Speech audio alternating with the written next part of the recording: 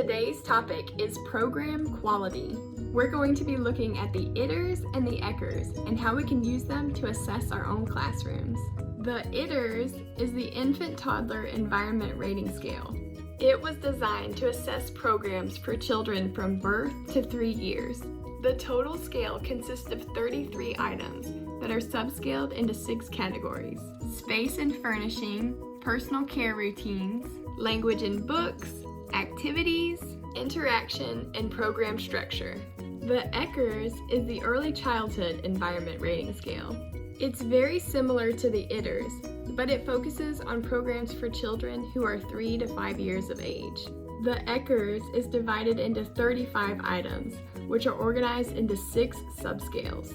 The subscales are basically the same, except for Section 3. Instead of language and books, we switch our focus to language and literacy. The ITERS and ECERS are scales designed to assess quality in both early childhood and school-age settings. Quality is assessed primarily through observation in order to provide care and education that will give children a higher quality of life while also helping them to develop their abilities. A quality program must provide for 3 basic needs that all children have: protection of their health and safety, building positive relationships, and opportunities for stimulation and learning through experience. No one component is more or less important than the others, nor can one substitute for another. For example, an environment that keeps a child healthy and safe but doesn't build positive relationships with them is not high quality. In the same way, a program that builds positive relationships with children but doesn't give them a stimulating environment to learn in is also not high quality. It takes all 3 components to create quality care. Each of these 3 basic components of quality care manifest themselves in your classroom, in the program's environment, in the curriculum you choose, in your scheduling, your supervision, and your interaction with your children. And they must be able to be observed. In other words, you have to practice what you teach. You can't just say your program is high quality. You have to prove it. The ITERS and ECERS define your environment in a broad sense. They guide the observer to assess the space both inside and outside. They consider the materials and the activities that are offered to children, the supervision, the interaction, and even the use of language. They consider your daily schedule, including routines and activities. They also consider the support that's offered to parents and the staff. The first component we'll consider is protection of health and safety. Health includes nutrition, sanitation, and personal hygiene. It includes self-help, as well as the measures we take to reduce infectious disease. Safety includes precautions we take to avoid injury from mishaps, the supervision we provide, and our prevention of abuse or neglect.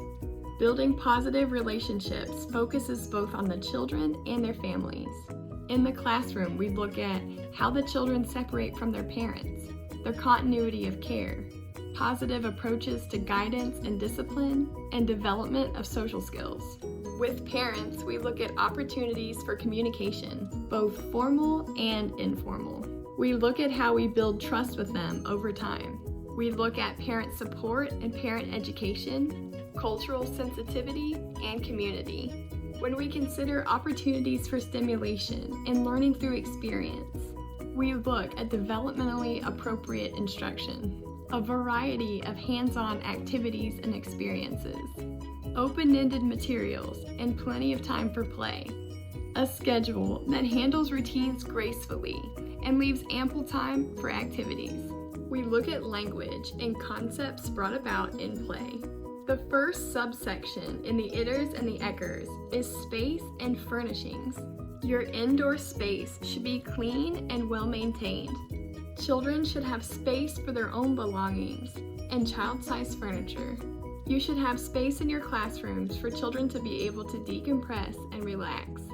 This space should have carpeting, rugs, beanbag chairs, cushions, couches, and stuffed animals for the children to play with. There should be at least 5 different learning centers available to children. Arrange your quieter areas away from your active areas.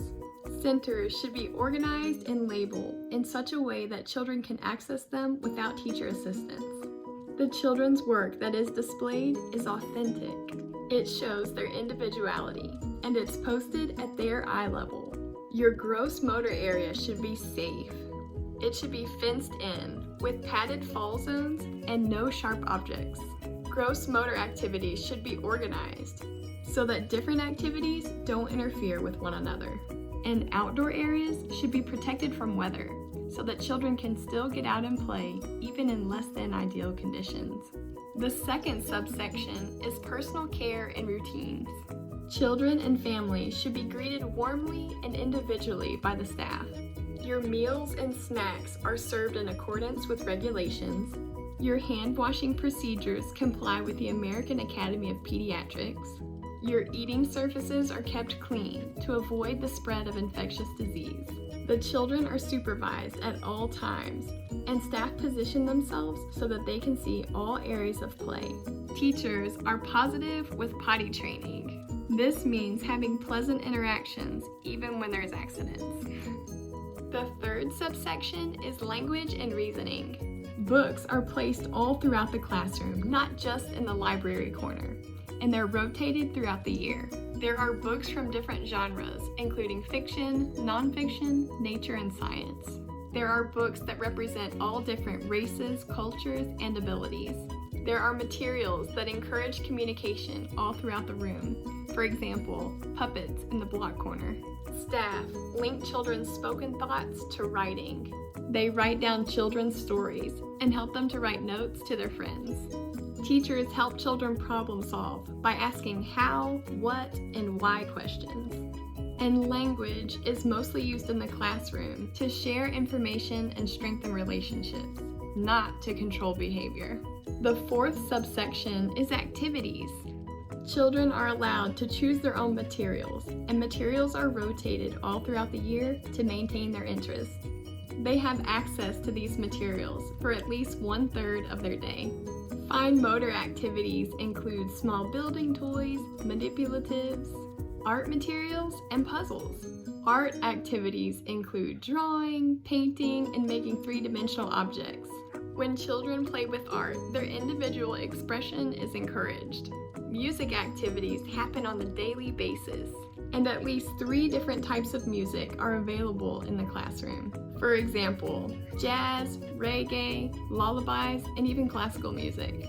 The block area should include enough space for at least 3 children to build independently at the same time. It should be out of the way of foot traffic and include accessories that help enrich block play. Toy animals, toy people, road signs, and even little cars. Children should have the opportunity to play with sand and water both inside the classroom and outside. Include toys and accessories that help extend their play. Measuring cups, shovels, scoops, funnels, and sifters.